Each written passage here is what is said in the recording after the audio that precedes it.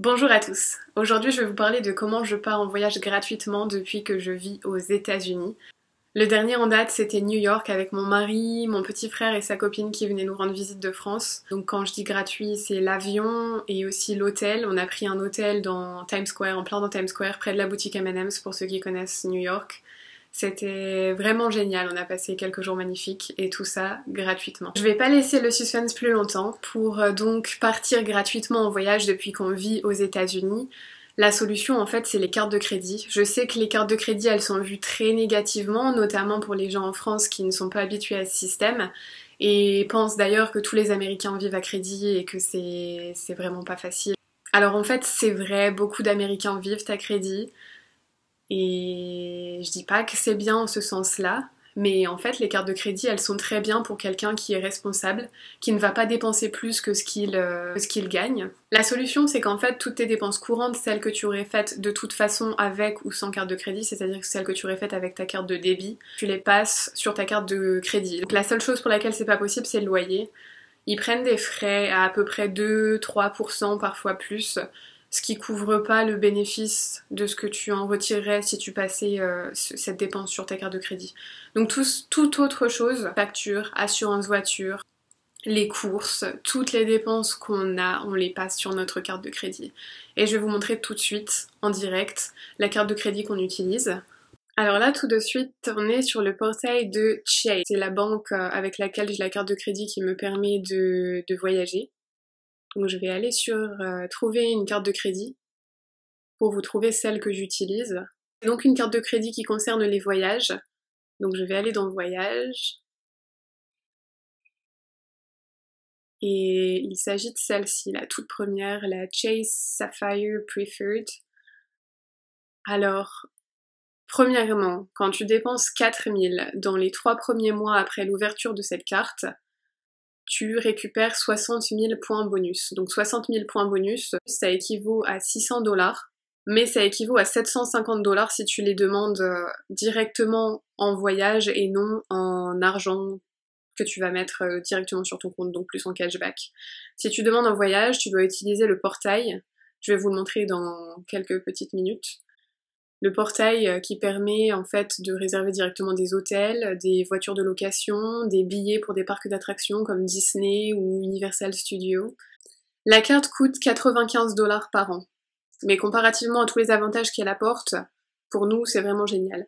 Et donc oui, ça, ce que tu vois ici, 17,49, 24,49%, c'est les intérêts que tu auras à payer si tu gardes une balance sur ta carte de crédit.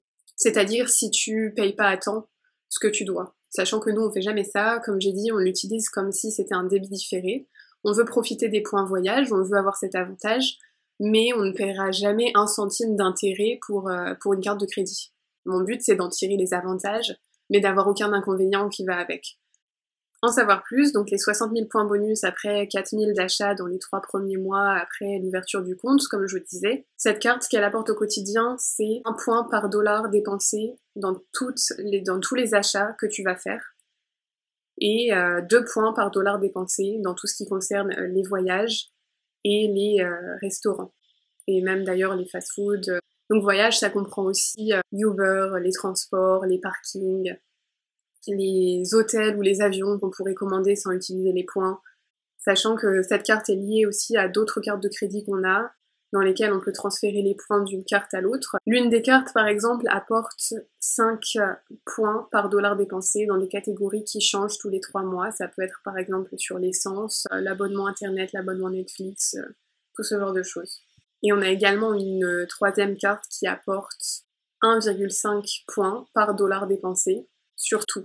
Donc celle-ci, elle est intéressante pour tout ce qui rapporterait de toute façon 1 point avec celle-ci. Les points, on peut ensuite les demander directement en argent réel, donc plus en quelque sorte en cashback, et ça arrive directement sur ton compte bancaire. Tu peux aussi avoir 25% de valeur en plus en les demandant en échange de voyages. Donc le portail de Chase qui permet de faire ça, je vais vous le montrer tout de suite, je vais aller sur mon compte et je vais vous montrer comment ça fonctionne. Alors là, je vous montre tout de suite une photo des points que j'ai en ce moment. Donc 134 064 points, ce qui équivaut à 1340 $ que je pourrais directement demander et mettre sur mon compte bancaire. mais que je peux aussi récupérer à une valeur d'environ quelque chose comme 1600 $ si je les demande en voyage. Et je vais vous montrer tout de suite comment je fais pour les demander en points voyage et à quoi le portail ressemble. Alors là, je précise, le total de points en haut ici, c'est donc seulement les points que j'ai sur la carte voyage, parce que comme je l'ai expliqué juste avant, j'ai 3 cartes différentes avec Chase. Je peux transférer les points que j'ai avec les 2 autres cartes quand je veux, du jour au lendemain, et mettre tout sur cette carte-là. C'est juste que j'obtiens les points sur les différentes cartes au fur et à mesure. Et il faut que je prenne le temps de faire le transfert si je compte demander les points en voyage, parce que c'est cette carte voyage, celle qui me coûte 95 $, qui me donne accès au portail. Donc je vais cliquer dessus tout de suite. Le portail voyage. Donc Chase est en partenariat avec Expedia. Donc si vous connaissez Expedia, c'est exactement les mêmes offres et le même portail, excepté qu'on y a accès via Chase. Donc là, ils me disent que mes 82 755 points valent 1034 $, alors que si je les demandais directement en cashback, ce serait 827 $. Très facile à utiliser. Admettons, là maintenant tout de suite, je veux faire un petit séjour en France. Donc, je pars de Miami International Airport, celui-ci, et je veux aller jusqu'à Paris, Charles de Gaulle. Départ, je ne sais pas. Admettons, je veux partir le 20 février et je veux rentrer le 27. Je pars seule, peut-être. Je lance la recherche.